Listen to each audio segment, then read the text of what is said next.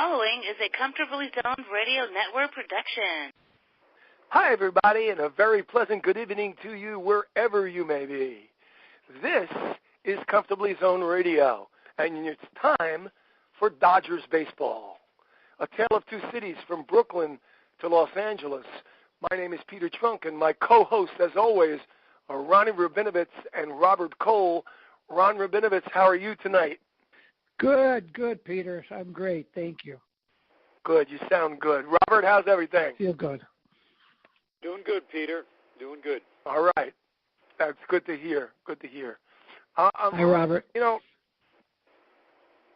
it's good. Hey, it's good to talk about the ownership and the hierarchy of the Dodgers, and everyone has spoken 1.5 million words on Walter O'Malley, and maybe even 1.5 million words on Branch Rickey.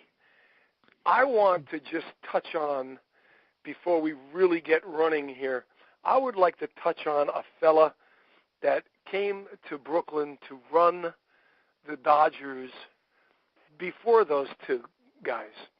They might have overlapped a little bit because they weren't in the same positions, meaning the very young O'Malley and the pompous but phenomenal Gandhi-like Mr. Rickey. But anyway, in December of 1937, I want to say, I could be wrong, and I'm going to ask Robert to correct me in a little while if I'm wrong. I think in December of 37, Ford Frick, who before he became baseball's czar, if you will, was the president of the National League, and the Dodgers owed a lot of money to the Brooklyn Trust Company, and he told them, I have a guy who can straighten out all your ills. His name is Larry MacPhail. He just left the Cincinnati Reds organization, and I think you should hire him, bring him on, and allow him free reign.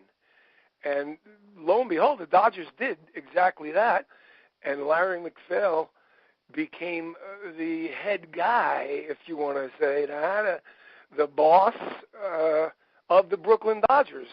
And I believe it was in December of 37, so it really affected the Dodgers starting in 1938 in the spring. And Larry MacPhail did many, many things. He almost did everything but drag the infield. He made trades. He was innovative. We all know he had a problem with the bottle, but I think the guy was a genius. I would like Robert Cole, our partner, to give us a little background or a little story, because I know he is educated in this subject. Can you tell us a little more about Larry MacPhail, Robert Cole? Yeah, sure. Basically, you had, Charlie Ebbets, who was pretty much the father of the Brooklyn Dodgers. Mm-hmm. When Charlie was building Ebbets Field, he ran out of money. The two people that were building Ebbets Field for him, Ed McKeever and Steve McKeever, agreed to finish the job, and they would get 50% of the stock. So Ed McKeever had 25%, Steve McKeever 25%, Charlie Ebbets 50%. Charlie died. A week later, Steve McKeever died, contracting pneumonia at the funeral. Ed McKeever held on for a while. When he passed away, the Brooklyn Dodgers fell into disarray. The Ebbets stock was spread about amongst many people in the family. Nobody could get together. Nobody could agree on anything. They tried virtually everybody as a GM, as a manager. Wilbert Robertson, the manager, took a turn as a GM. He didn't do well. Things were really in disarray. George McLaughlin of the Brooklyn Trust Company. The Brooklyn Trust Company held the mortgage on Ebbets Field and also had put several loans in so the payroll could be met, stuff like that. He was at his wit's end. The stockholders of the Brooklyn Trust Company were getting excited. They wanted something done. And they approached Branch Rickey. Branch Rickey was still doing his thing in St. Louis. Branch Rickey, as Peter said, suggested Larry MacPhail. MacPhail had resurrected the Cincinnati Reds, put night baseball in Cincinnati, brought Red Barber in to do the Cincinnati games on the radio, and really turned that franchise around. Of course, as was Larry MacPhail's want, his welcome mat was running out in Cincinnati, and he was no longer employed by them. Once again, the powers went to Branch Rickey. They hooked up Larry MacPhail with George McLaughlin, with Ford Frick, and the deal was made. Now, MacPhail said that before I take this job, he says, I need to have money from the Brooklyn Trust Company, and he was able to convince George McLaughlin to give him additional funds besides what were already given to the Brooklyn Dodgers. MacPhail used that money to improve the ballpark, improve the restrooms, eventually put in lights, put new uniforms on the ushers, brought new ushers in. The ushers that were there in old Ebbets Field would just as soon rob you as seat you. And he really changed things around, put a new coat of paint on the ballpark, started bringing in ball players, changed the team around so that they won the pennant in 1941. And, of course, he and Leo Durocher were probably George Steinbrenner and Billy Martin before George Steinbrenner and Billy Martin. They had a relationship where MacPhail probably fired Leo Durocher 15 or 20 times. And, it just went back and forth and back and forth. And as Peter said, MacPhail was known to have a little problem with the bottle. People used to say sober, he was brilliant. One drink, he was a genius. 2 drinks or more, and he was borderline insane. And that was pretty much his whole want. But he probably took the Dodgers and kept them from going bankrupt. I mean, we may never have known the Brooklyn Dodgers. Now, funny, Leo Durocher,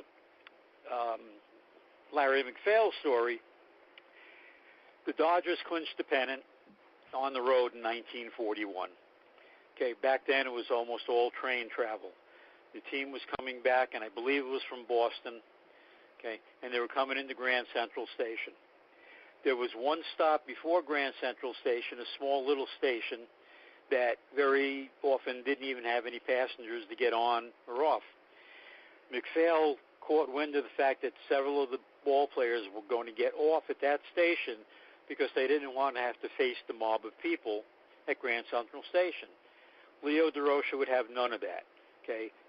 The fans were going to be there to greet us. The whole team was going to go. He talked to the conductor and said, I don't want this train to stop at that other station. I think the station was 125th Street, if I'm not mistaken. Okay. So unbeknownst to Leo, okay, Larry MacPhail and Branch Rickey, okay, who were still pals at that time, were going to get on the train at 125th Street so Larry MacPhail could ride into Grand Central Station to the adoration of the crowd. And as the train pulled in, MacPhail was getting ready to, wait for the train to stop. It never stopped. Went right on into Grand Central Station. Okay. MacPhail went ballistic, fired, Leo Durocher on the spot. Okay. Leo had just won the pennant, but he fired him anyway. And took a couple of days before, Leo was reinstated once again. But that's one of the many Leo Durocher, Larry MacPhail stories. And there are many. Oh, yes. Oh, yes. Thank you very much. That was very enlightening. That was great. It was very interesting. When MacPhail left Cincinnati, he was asked to leave, of course. The 1940 edition of that club, which he helped build, of course, won the World Series. Right. Uh-huh. The Reds won the World Series. In 41, the Dodgers win the pennant, as you just informed us. They came back in the train. They passed him up. Durocher didn't even know he was at that station. No. No, but they blew past him. They come in, and they're in the World Series, 1941 World Series. Now, the Dodgers hadn't won the pennant in 21 years. The last time they were in the World Series was 1920, and this was 1941. And instead of being the hapless clowns of the league, they were now the power of the National League, thanks to Larry MacPhail, largely. And in 1941, there was great hope that they would beat the Yankees in the World Series. Now, the Dodgers had no history at the time. See, the three of us are all steeped very well in the history of the Dodgers' impotence versus the Yankees in the Fall Classic, only beating them once, losing in 41, losing in 47, losing in 49, losing in 52 and 3 and 56, and only winning that one time in 55. But 1941, no one knew that this was about to come, and become part of the Dodgers' history. And so there was great anticipation in Brooklyn that the Dodgers would go on and defeat the New York Yankees in the World Series. And not only didn't that happen, but it was a pretty disappointing World Series for the Brooklyn Dodgers. They lost not in 4 straight, but they lost in 5 games. They only won 1 game. Wow. And after the World Series was over, after more than 2 or 3 cocktails, Larry MacPhail obtained waivers on every single Brooklyn Dodger player. He waived all 25 men. He tried to sell them. Okay, get this. He tried to sell each and every one of the Dodgers. Now, we're talking Pete Reeser, people like this, Pee Wee Reese. He tried to sell them all en masse to the St. Louis Browns for $4 million. The owner of the St. Louis Browns, Don somebody, I forget his name, started running around to all the banks in St. Louis asking for loans, and they, what do you need the money for? And he said, I'm about to buy the Brooklyn Dodgers and have them play for the St. Louis Browns. They all thought he was crazy. No one gave him any money. The deal, or deals, plural, never went through. The waivers were pulled back, but Larry MacPhail actually waived the entire roster after they lost the World Series. So we all know stories. We all know stories. Sorry? Was Branch Rickey there then? No. Okay. Not officially. Okay. But we all know stories about Steinbrenner. Yeah. And all of the things that he did. He never quite made the level of insanity, I don't think, anyway, my personal opinion, of Larry MacPhail. But then again, he never reached the level of genius either. Before we move on, I would like to close our Larry MacPhail portion of the show by just telling you a few of the things that he did. Okay. He was the first. He did the first night game, Major League Baseball. First night game. Okay. He televised the first baseball game from Ebbets Field, as a matter of fact, on August the 26th, 1939. He held the first Old Timers Day. He was the first to establish a pension fund for the club employees in the front office. He headed the first committee for players' pension funds. He was the first to use air travel, planes, for Major League Baseball. He was the first to broadcast all games, home and away, in New York City. There was an unwritten gentleman's agreement between the Yankees, the Giants, and the Dodgers that they would never, and I'm going to say this with quotation marks around it, give away their games for free. Correct. In other words, they made an agreement that they would never broadcast all of their games. They would broadcast some of their games, but certainly not all. Not only did MacPhail broadcast all of the Dodgers' road games, he broadcast all of their home games. And yes, he brought Red Barber to Brooklyn from Cincinnati. He was the first to use a yellow baseball. Everyone thinks that was Charlie Finley. It wasn't. 1938, they used in a regular game, which the Dodgers won, I believe, 8-6. In 1938, they used the yellow baseballs through the whole game. He was Sounds first like Bill Vick. regularly. Huh? Sounds like a guy like Bill Vick. They would do stuff like that. Yeah, he was. He had a lot of Bill Vick in him. He was the first to regularly schedule doubleheaders. Back in the day, if a game was rained out and the team came back into the city, you would play a doubleheader or whatever. He regularly scheduled doubleheaders, the first to do that. He started the first season ticket plan for season ticket holders at Ebbets Field, and he was the first to develop batting helmets.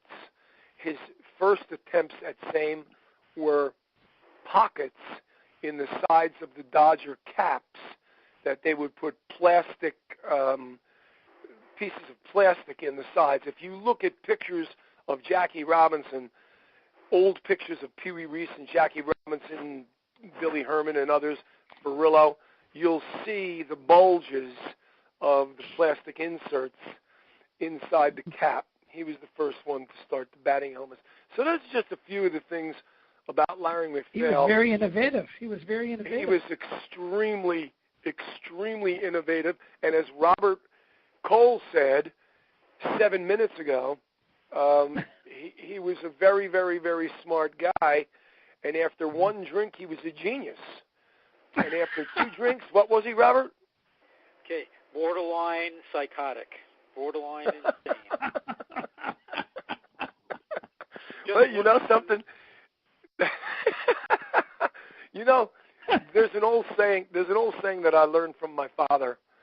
I didn't even understand what he was talking about. I don't know if I was like 8, 9 years old, but my father used to say he used to drink martinis before dinner, and that switched to Manhattans. But anyway, for this story, it was martinis back when we lived in Brooklyn, and then he used to say, as he would make the martini, he would say, one martini is perfect.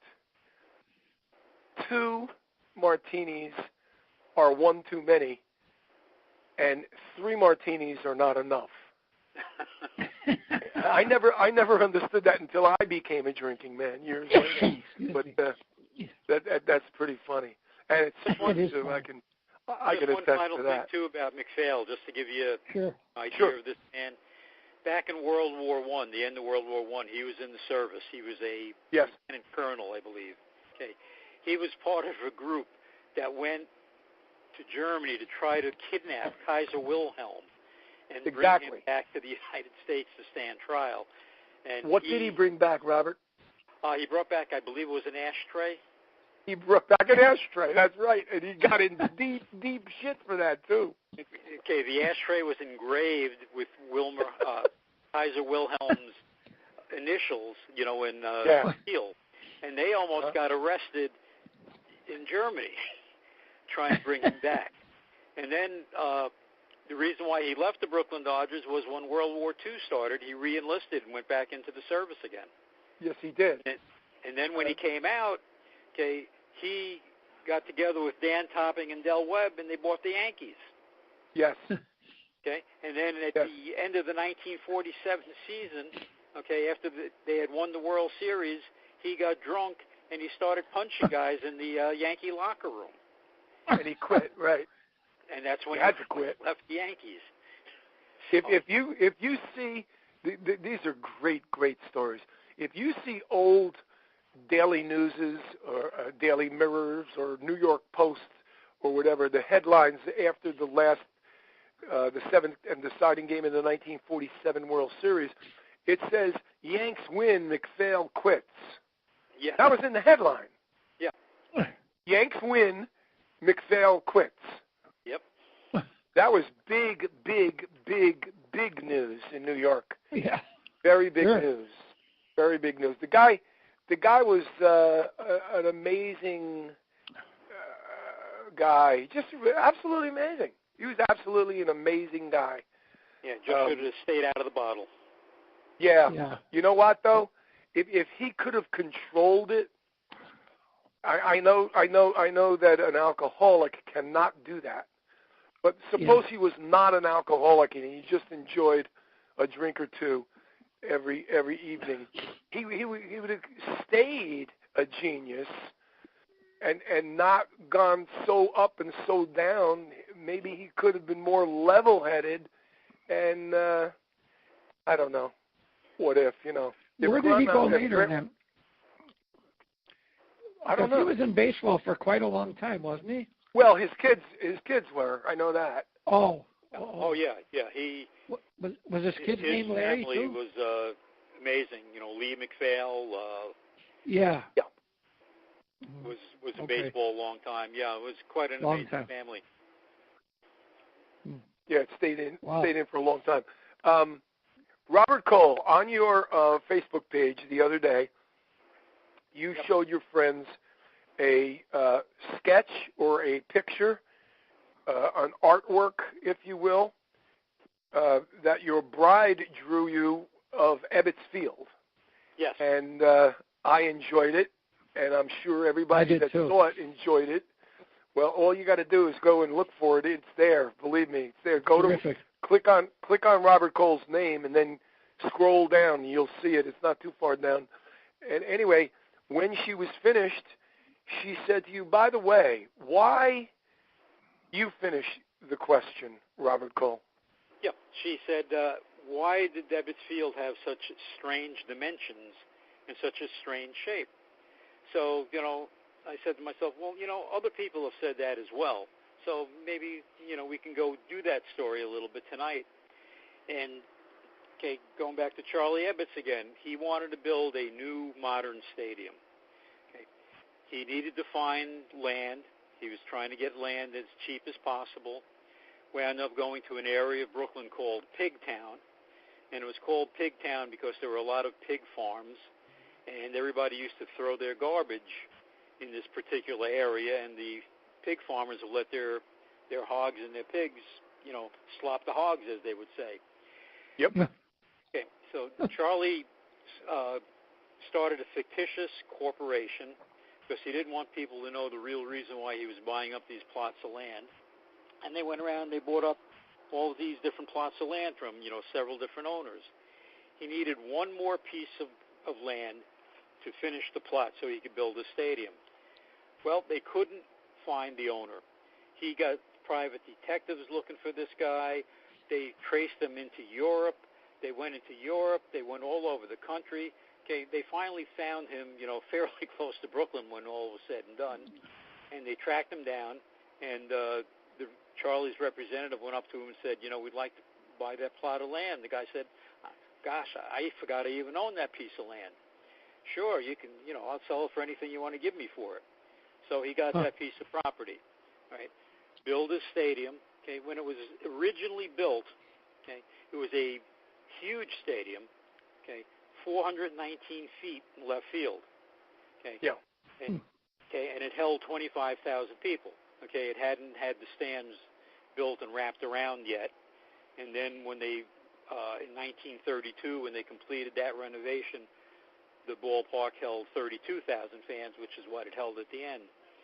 But the plots of land, the ballpark had to be plotted on those plots of land, and that's why the strange dimensions. When the ballpark was torn down in its final days, left field was 348 feet. Left center was 351 feet. Center was 395 feet. Right center, 344 feet. And right field, 297 feet. And for those who never had the opportunity to see the stadium, okay, to go into that ballpark, I mean, it just jumped out at you, especially if you walked in from behind home plate. And Peter will attest to this. You looked out to left field, and it was almost at a right angle to center field. It went straight across, and then it was a sharp angle going out to center field, and then back in again to right field. And it was quite an amazing, feat the way they put that in there.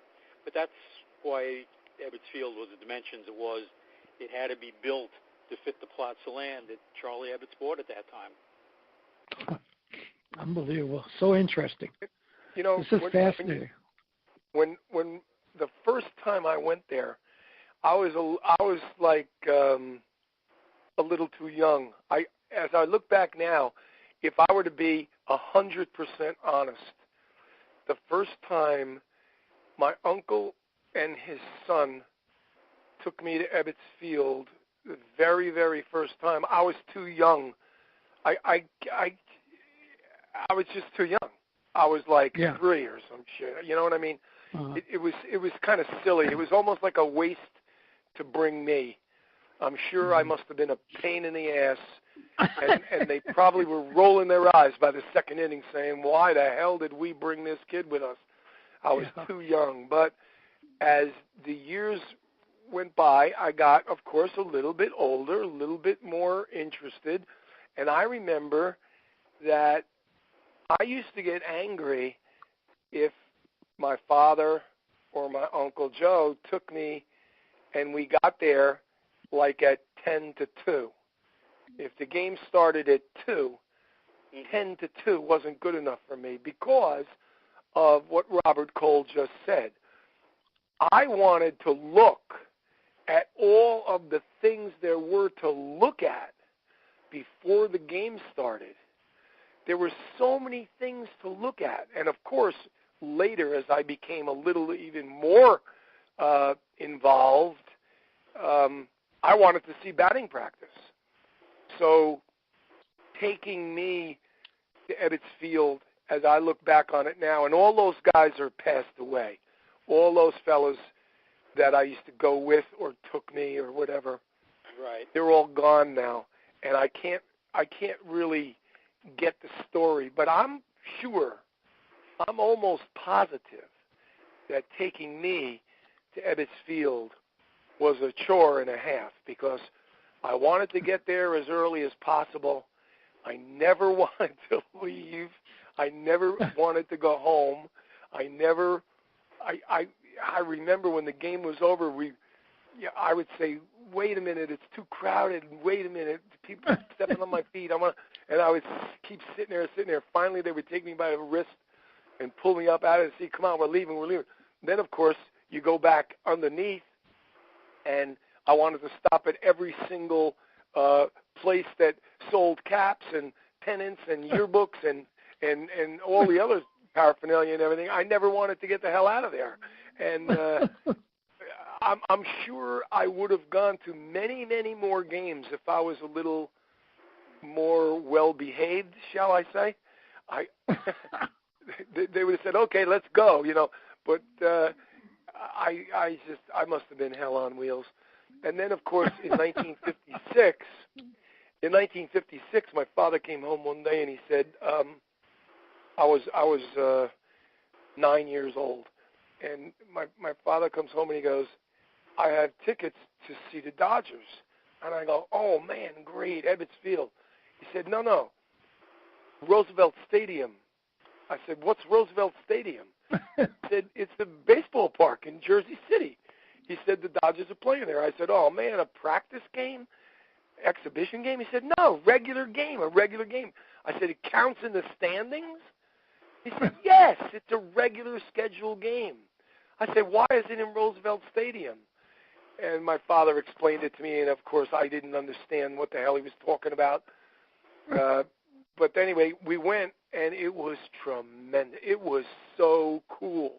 I loved it. I still remember the smell of the dirt, the parking lots circling Roosevelt Stadium in Jersey City were not they didn't have asphalt. They were dirt. So what the Dodgers would do, they would wet it down.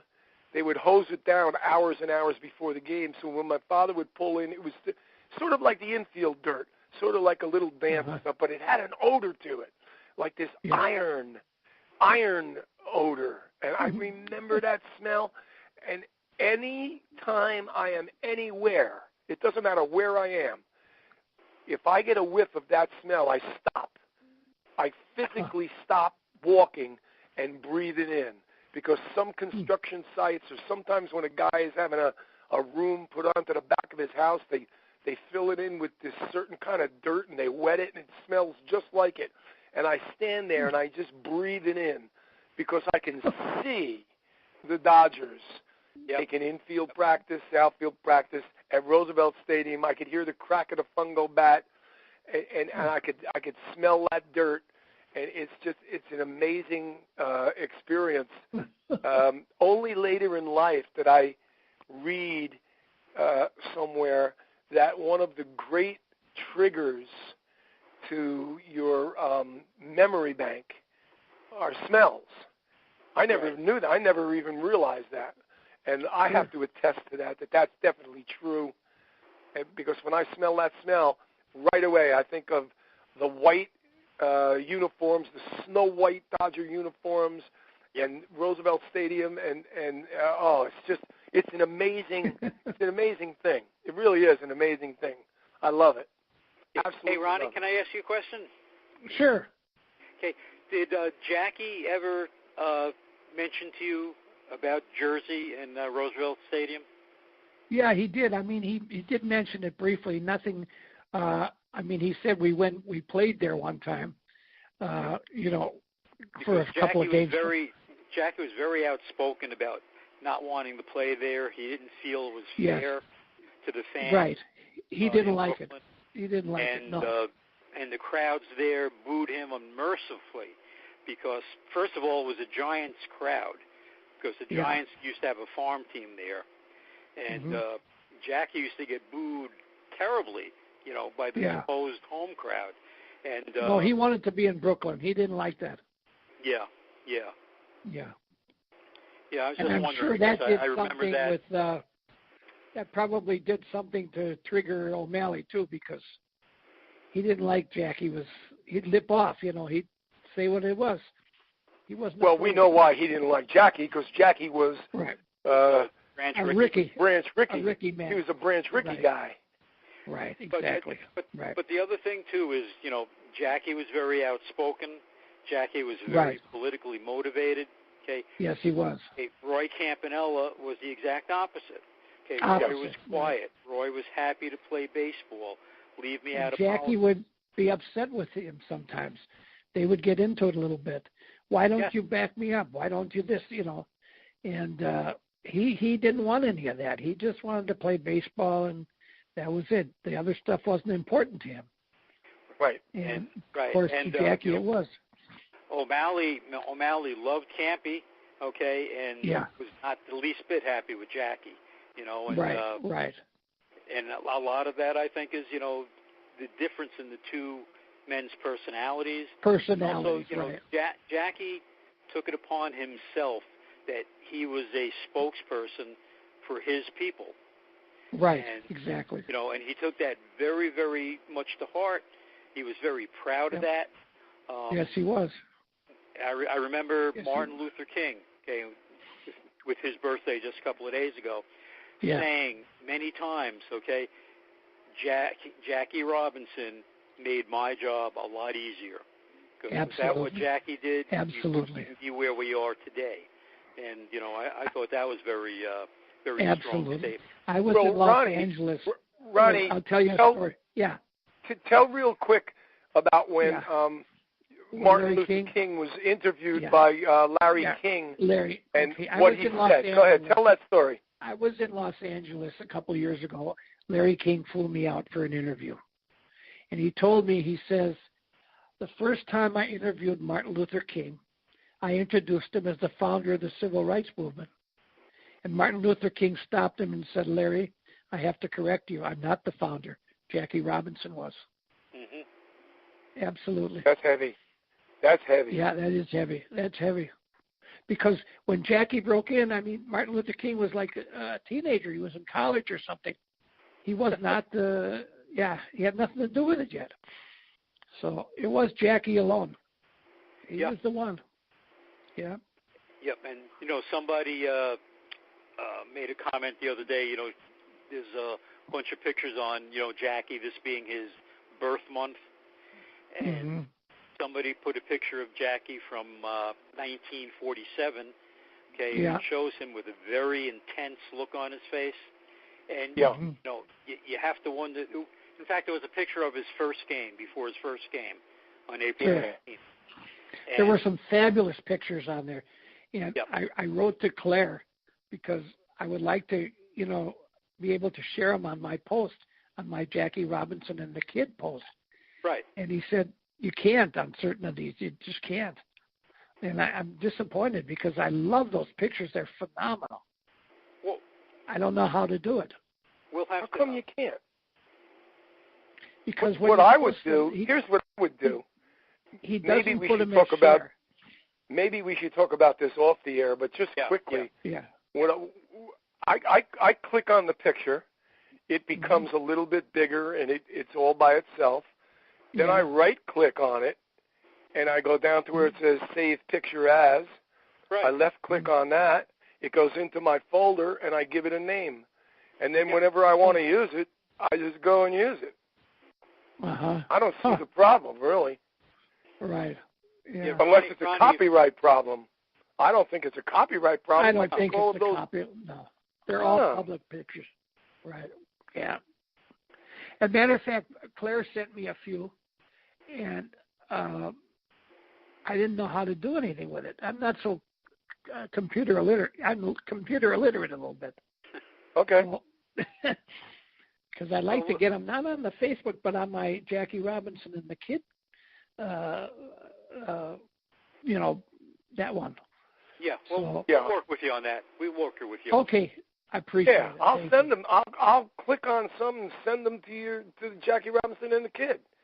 Yeah, perfect. Wonderful. You can do whatever you want with them. But the one picture I think that Robert Cole is talking about, Jackie, very, very intense, 1947, beautiful picture of Jackie. Fabulous. And with the zippered blouse, the zippered uniform. Oh, my God. Just gorgeous. The most, oh, God, great picture. I see those pictures and my mouth waters. It just, I just want to fabulous. Get those onto my, absolutely. They're fabulous. Now, Robert Cole, many years ago, 12 years ago, 14 years ago, 14 years ago, you and I, you started Brooklyn Dodger Memories, and I came on there, and I used to post pictures and stuff. And I remember, this is a very long time ago, 2005, I think. It could have been before that, but I right off the top of my head without checking, 2005. And I remember another member of our group over there at the time said, you know something? We've posted all of the pictures that are available of the Brooklyn Dodgers. There are no new pictures that we can find.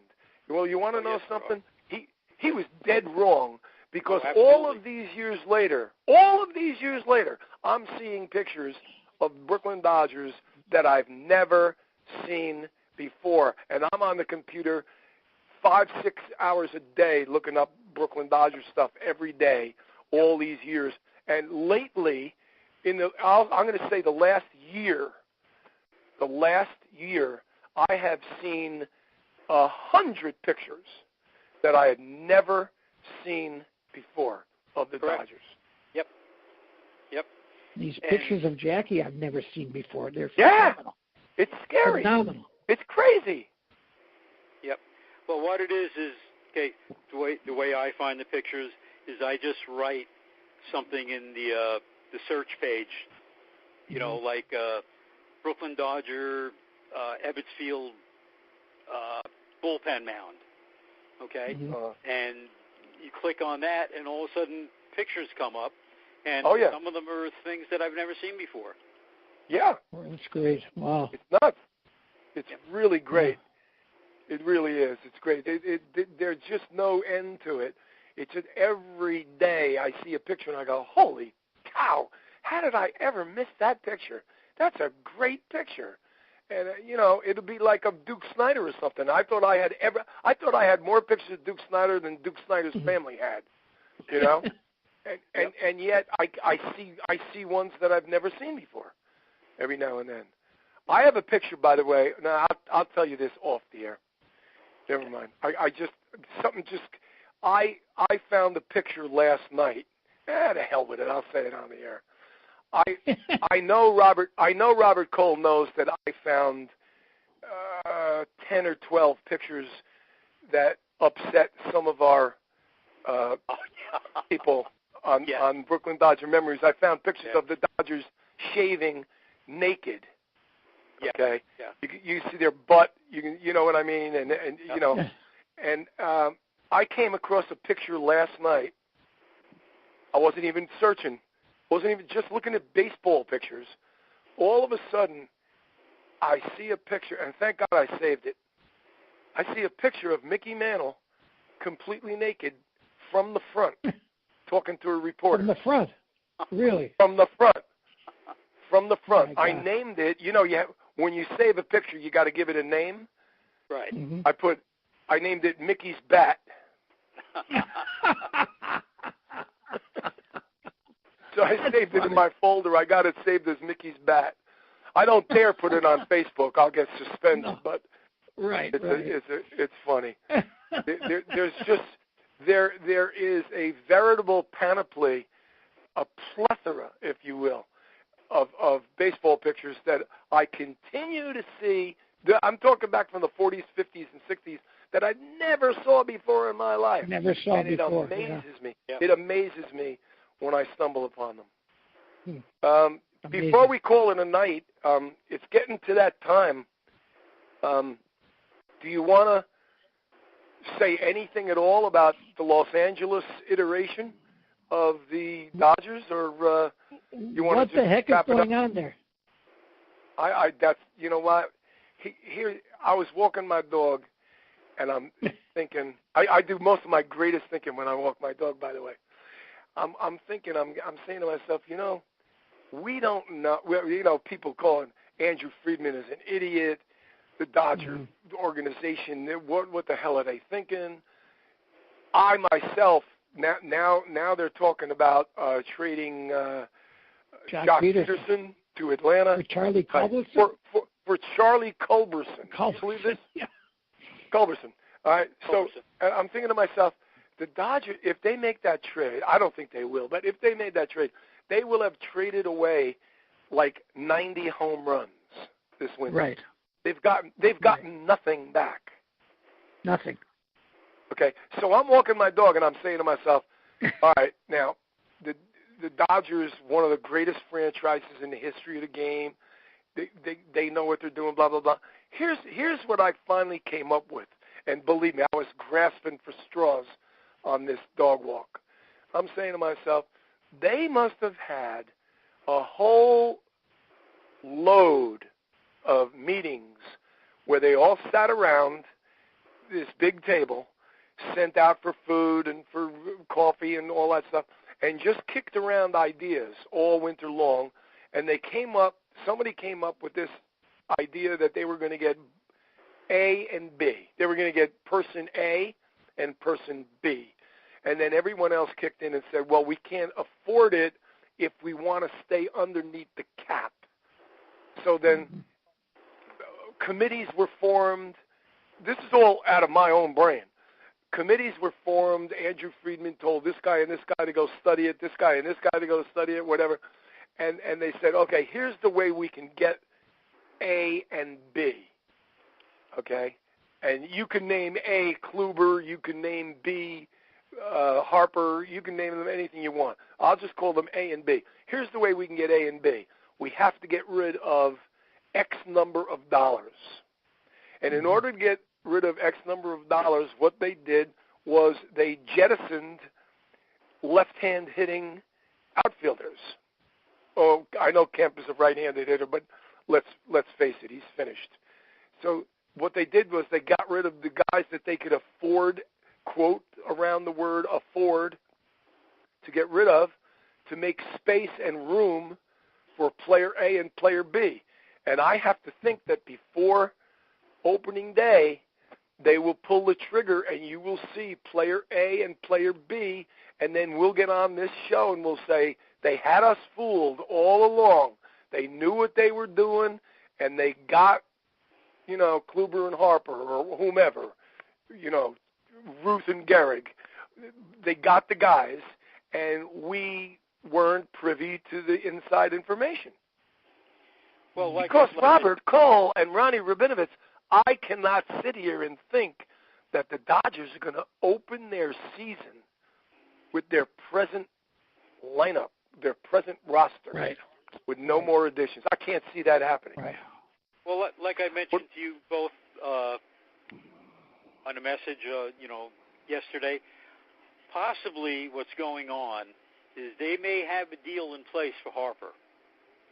Okay? You know what, Robert? I heard that a long time ago, a few months ago, that they said that he's already inked with us. Okay. Harper and Machado have been in this battle that each of them wants to be the highest paid player. I have this feeling that, Harper's already, promised to the Dodgers.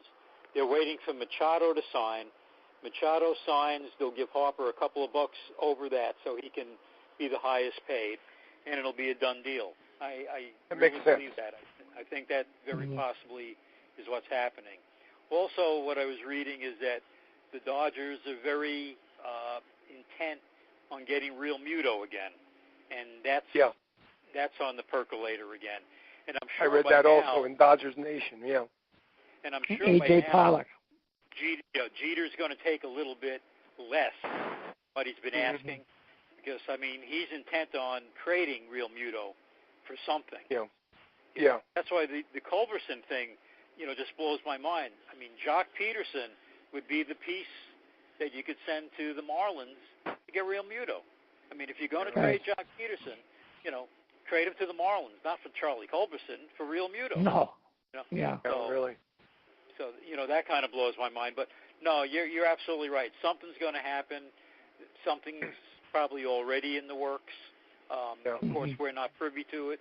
And when it happens, we'll talk about it. Yeah. See, I have a feeling you're right. To get Real Muto, I think what's holding that up is I think Jeter wants the kid Ruiz. Ruiz is the catcher, Ruiz, in the Dodger farm system. He's 19 years old. He's rated the 19th best prospect in all of baseball. He's 19 years old, and he's the 19th. He's the Dodgers' number one prospect. He's all of MLB's number 19. So, and he's a switch hitter. He's supposed to be great with the glove and everything. They're afraid if they get Real Muto's only going to stay in L.A. 2 years. He's only got 2 years before he goes free agent. Right. And if this kid, if in 2 years, if they lose him to free agency, and this kid Ruiz comes up, and he's the second coming of whomever, Thurman Munson, Roy Campanella, Johnny Bench, whatever, they're gonna have a lot of egg on their face. Yeah, so I think what they're trying to do, they're trying to offer almost anybody else. But I think you're right. The flip side of that is, you hold on to him, he could also turn out to be the second coming of Joe Pignatano. Yeah, no, of course. Yeah, absolutely. Right. Absolutely. Right. Absolutely. So, if you can get a Real Muto for 2 years, I think maybe again, they're waiting to get that other piece, the Harper piece. Once that is done, then they can maybe make that trade and bring Real Muto in. Then you try to win for the next 2 years and not worry about 5 years from now. True, because you're only going to. That makes a lot of sense now that you say that, because I'm thinking of two guys. I'm thinking of Justin Turner and Clayton Kershaw. And I'm thinking they probably only have 2 years left in their tanks. Right. Mm-hmm. So the addition of Real I have Muto. a feeling once Harper is done, things will start falling in place. You mean That's Machado? Yeah. It's just a matter of getting that first piece. Once the first piece is in, I think they'll pull the trigger on a Real Muto, or maybe even pull the trigger on a Kluber deal. Yeah. But, or A.J. Pollock or something. Yep. Yeah. I think they're just waiting. Okay, gentlemen, that's about it. Okay. I think we covered it all. Yeah, Robert, we covered it all. I want to thank you both. It's fun. Yeah, it is fun. It's a lot of fun. I love doing this. I do too. A week from tonight, yes, sir. God willing, and the creek don't rise, we'll do it again. Sounds so good. I'd like to thank my partners, Ronnie Rabinovitz and Robert Cole. My name is Peter Trunk, and for Comfortably Zoned Radio, I'd like to say good night to you, gentlemen. Good night, and thank you. Thank you, Robert. Good night. Good night, Ron.